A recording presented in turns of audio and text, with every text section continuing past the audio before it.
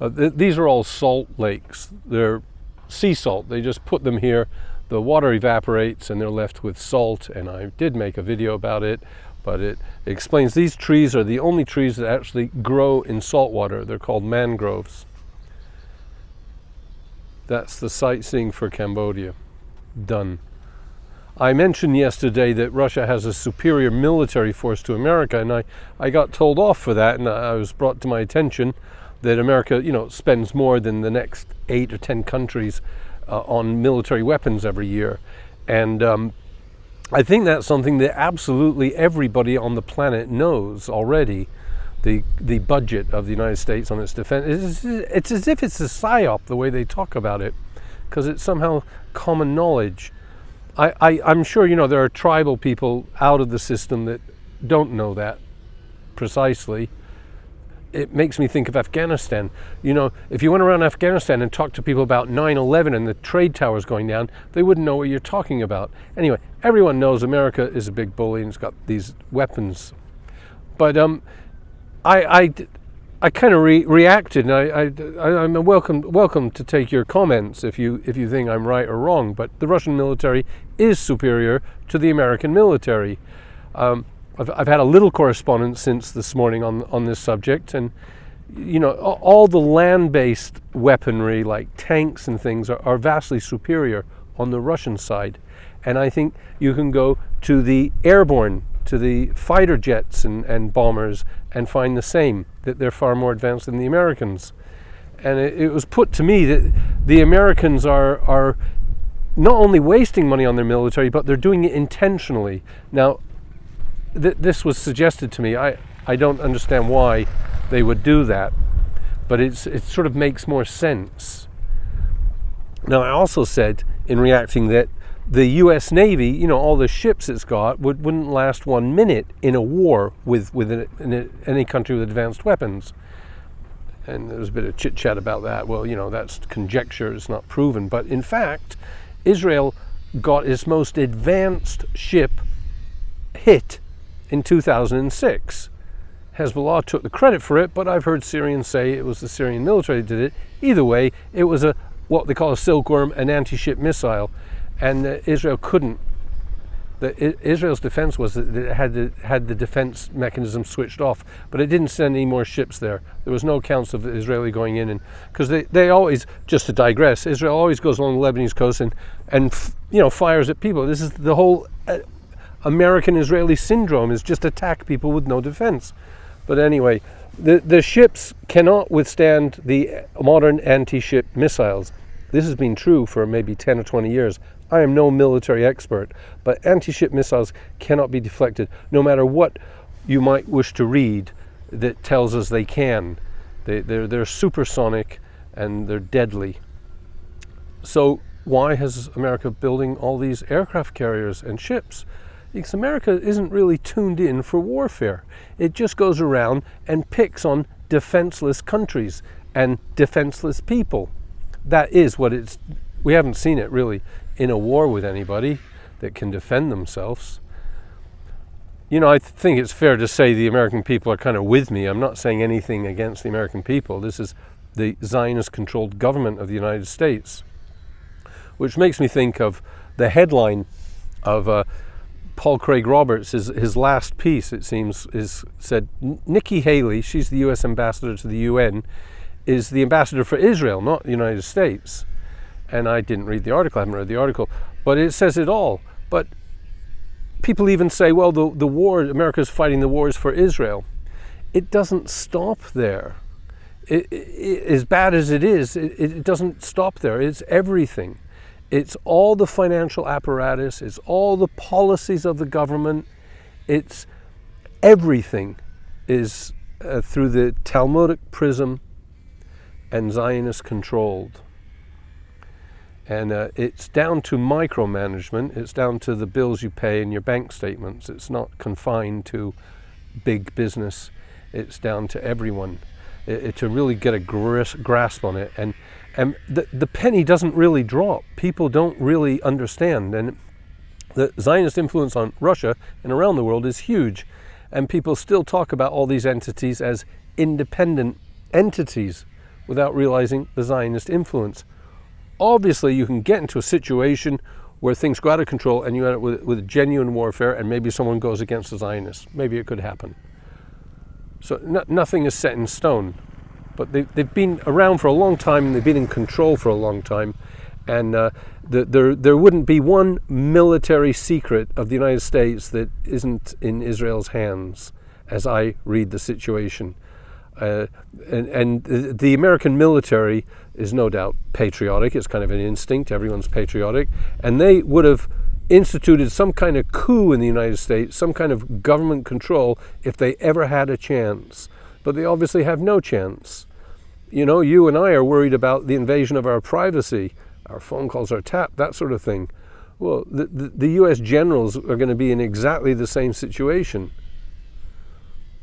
You know, 18-year-old Israelis listening to their phone calls. So, I think the Russian military is superior to the American military. It's got a much smaller budget, it's got a much smaller population, and it's got the most advanced weaponry. And I'm not a military expert to go through all the names of the different weapons and what they can do. But the U.S. is just being run to the ground in all regards, and all its warfare for the last 20, 30 years has come on the back of borrowing money, extorting money. So, you know, it never had a good grounding to begin with. No doubt Kennedy and such like would have been painted a different picture had we got the chance. We saw the Trump administration fire all those missiles, I don't know, Tomahawks, Poseidons, I don't know what they were, at Syria. And only about half of them got to the vicinity that they were destined to hit. And of those, many didn't hit any kind of target worthwhile, rather, you know, a dead alley, so to speak. So some people say it was Russian S-400s that knocked out the ones that didn't make it. We don't know the truth. But the recent missile that the Houthis fired at the Riyadh airport, there's all sorts of reports that it was not knocked out of the sky, as we were told by the American Patriot missile system. We shall see. But it's a lot of hype. America's power is about conquering Grenada and countries with no defense. That's the reality. And now Trump's recognized Jerusalem as the capital of Israel. And Nasrallah, who's the head of Hezbollah, who fought the Israelis better than anyone has ever done before, has said he's basically killed the Palestinian cause. If you take Jerusalem out of the equation, there's nothing left to discuss regarding Palestine, because that's the capital of Palestine. And you've got a lot of what we say hoopla. You've got a lot of people talking and upset, and you know, we're getting the news reports and lots of injuries, and they're convening in Turkey today. Even Maduro from Venezuela is there, but it's the Organization of Islamic Countries. Over 50 countries upset. Because they're upset with Israel because Trump has recognized Jerusalem. That's an anomaly that doesn't add up. Erdogan is threatening to break ties with Israel because Trump, well, he's right. Trump might as well be, you know, he's just under Israel. So I'm afraid I don't think much will come of it. We're all entitled to our opinions. I mean, the opposition to Trump, I don't see the Arab world as, the Muslim world as being capable of doing anything. It's desperate for a superpower friend, and Russia and China haven't been too friendly to Muslims, and that's their only hope. But you know, Iran's even lessening its demands. It's saying just lessen your ties with the United States. It's appealing to other Muslim countries. It'll all just wash over, I think, which is another victory for the Zionists. There's even talk of giving parts of the Sinai to the Palestinians, let them have a Palestinian state in the Sinai. Well, Sisi could be relied upon to assist there. And I am forever saying, why is he so pally with Putin in Russia? He was handed to Russia on a plate. You know, Russia's saying it's withdrawing these troops from Syria now. It's the bulk of its troops, something like that. And it said that before, and it didn't last. And you've got to consider what the message might be behind this statement.